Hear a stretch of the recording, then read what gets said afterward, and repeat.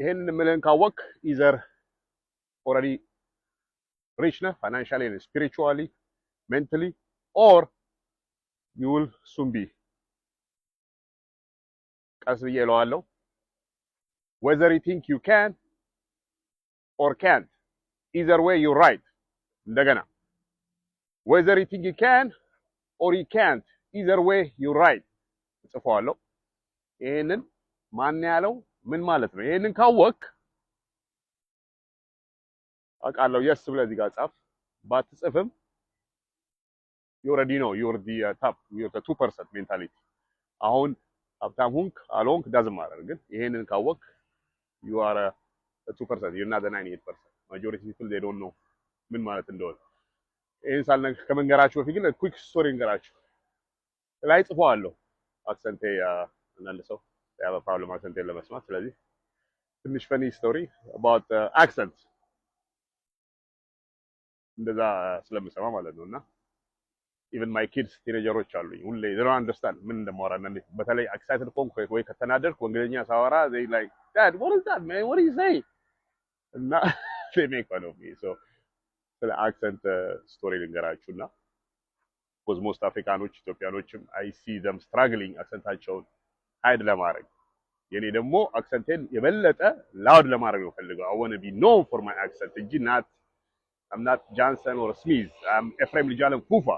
That I'm proud history ያለኝ ከየት እንደመጣው ሁሉም ዛት I've never accented had ለማድረግ ሞክሬ አላውቅም. But anyways, back in the 90s during hustle time ታክሲ እየነዳሁ most of you አልተወለዳችሁም ቺካጎ ያኔ GPS የለ ምን የለ when you drive a taxi you better know everything memorize so it's not like አሁን ዝም ብለህ ጠቅ አድርገህ left right እያልክ አይደለም the entire city map ማወቅ አለብህ ለማለፍ ራሱ like ዲግሪ በሉት but anyways ታክሲ ስነዳ I was a chubby fat kid you know I was bigger you know so ታክሲ ስነዳ in the night I used to love driving at night Chicago ላይ እና ያው young college kids ምናምን ይገባሉ ታክሲ ውስጥና the first thing they're going to ask you is where you from man so even when I was driving a taxi that hustle is in me you know in my DNA so I'll tell them look I'll give you 3 choices, 3 chances to guess where I'm from. If you got it, it's free ride. But if you're wrong, you pay double. 100% of the time, they agree. So I have my passport just in case because they're having a drink. They say, no, you're right. So, በሚያስደንቅ ሁኔታ 99% almost most of them don't even guess the continent. Forget the country. For whatever reason, Africa ሲባል they think West Africa. So እኔ ትንሽ West Africa ስለማልመስል so they exclude the whole continent Africa ማለት ነው. So they will say all kind of stuff. Pakistan, Puerto Rico, Jamaica, not even I think one time የሆነች ሴትዮ ሱዳን አለች something the continent. So I was hassling them.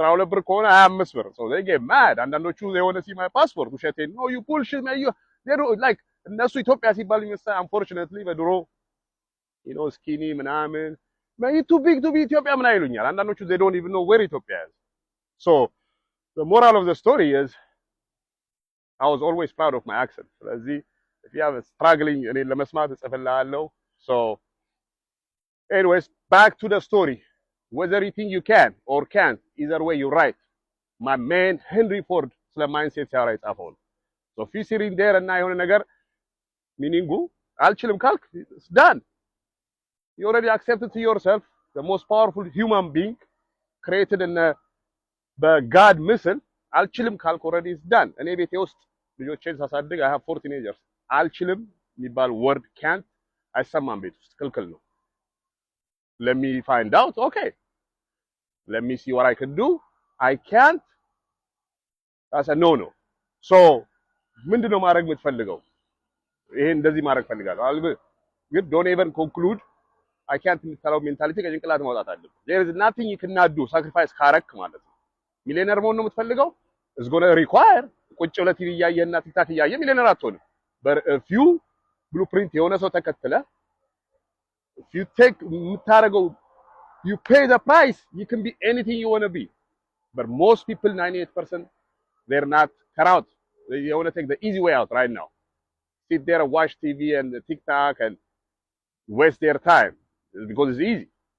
That's why 98% they take the easy life, miserable. Those 2% people, they're searching for something.